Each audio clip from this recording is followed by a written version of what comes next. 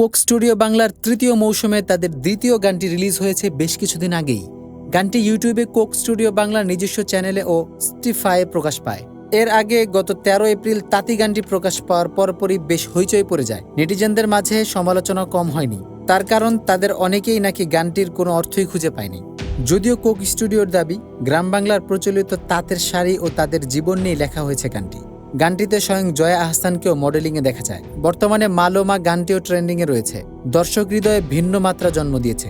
Coke স্টুডিওর গান বলে কথা, একটু সমালোচনা তো হবেই, তবে দেখার পালা গানটিতে দর্শকের আগ্রহ কেমন ছিল। আর তাই তো গানটি রিলিজ হবার ২ দিনের মাথায় ২৫ লাখেরও বেশি বার শোনা হয়। লাইক পড়েছে ১ লাখেরও বেশি।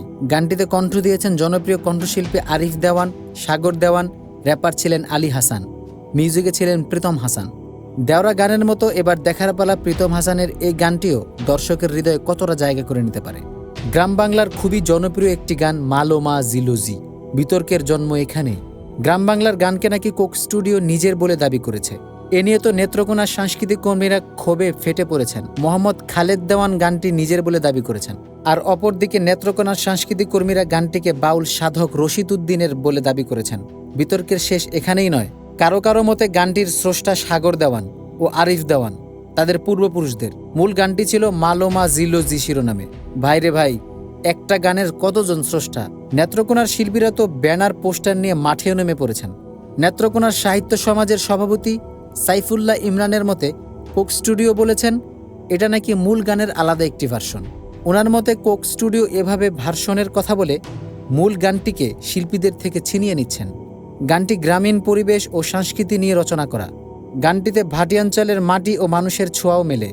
নেত্রকোনার সামাজিক ও সাংস্কৃতিক সাহিত্য সংগঠন ও সম্মিলিত নাগরিক সমাজ নেত্রকোনা একটি সংসদ সম্মেলনের আয়োজন করেন এবং সেখানে গানটির স্বীকৃতিস্বরূপ রশিদ উদ্দিনকে গানটির স্রষ্টার পরিচয় দেওয়ার দাবি ওঠে।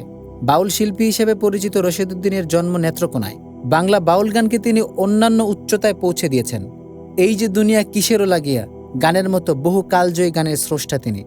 সম্প্রতি সময়ের গানটির সাথে তুমুল নাচের সংমিশ্রণে করা ভিডিও সোশ্যাল মিডিয়ায় ইতিমধ্যে ভাইরালও হয়েছে। ব্রাহ্মণবাড়িয়া একদল কিশোরী নাচটি সোশ্যাল মিডিয়ায় বেশ উত্তেজনা জন্ম দিয়েছিল। তবে তার এসব শিল্পকর্মের জন্য স্বীকৃতিও কম পাননি। তার অর্জনের ঝুড়িতে আছে জাতীয় চলচ্চিত্রের পুরস্কারের মতো পুরস্কার।